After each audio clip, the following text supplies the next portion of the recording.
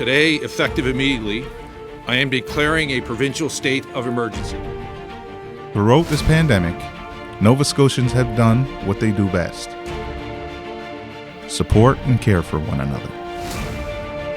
We've learned there are many heroes among us. Here is just one.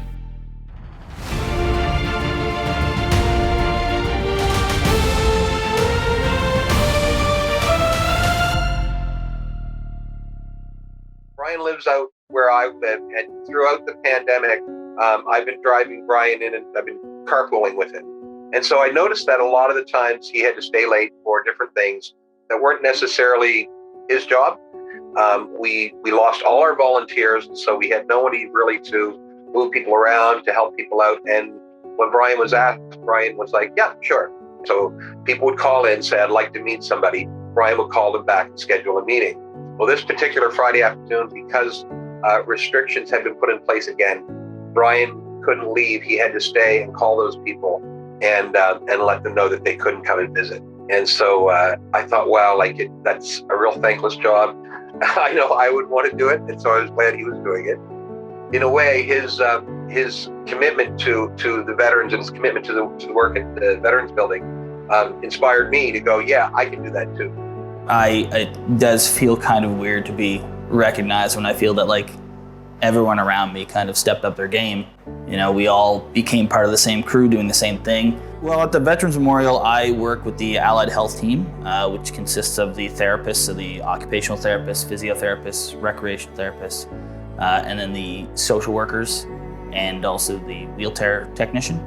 And I essentially I do their payroll for them. I maintain their supplies, so if we need to order anything like that, I order cleaning supplies, sundry items like paper, pens, things like that. I do a lot of filing for them. At the advent of the pandemic, it didn't really move too much. We were sort of waiting to see what happened, but by that summer, I was put mostly onto a role where I built and then facilitated a calendar and a method for which residents' families could come in during restrictions and visit them. So we assigned different areas in the hospital that they were allowed to come to, and I had to organize who would go and get them and meet them at the door and bring them there and assign times to them and sort of dictate who was going where 7 days a week. So that became my role for about 12 months off and on. Yeah, it was canceling and rescheduling the family members' visits was a real tough thing to deal with. You get a lot of empathy burnout by the end of it.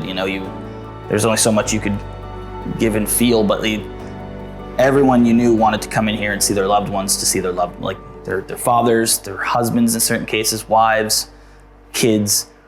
So you tried to give as much as you could for everyone. But when you had to call, especially when we went back into full lockdowns, and I'd have to call 40 or 50 people and cancel their visits indefinitely, it was really emotionally draining. I was called a couple times and asked to step up and do, I don't have any formal training, but I knew how to play crib. I knew how to, enjoy myself with people. So I would go up. Some other people who might not usually would go and bring someone out to the garden. As soon as we were allowed to have groups meet, they began organizing small groups, larger groups. So just as soon as they were able to do anything, as soon as any restriction was lifted inside the hospital, they would immediately start planning for that to sort of mitigate the isolation or the loneliness. But a lot of these people had, been in World War I, or World War II, sorry, not World War I. They'd been through polio, they'd been through, our residents' average age was in the 90s. So they had seen a lot of things that we were just facing for the first time. So a lot of them that I spoke to at least were more upset about later on down the pandemic path. They were more upset about the protesters or the people fighting against this than they were about the actual restrictions. I just want to make sure to reiterate that it wasn't just one person or 10 people or whatever. Our whole building, our whole hospital stepped up. The whole healthcare system, regardless of what people think or what's been going on in the news, really stepped up and made a difference.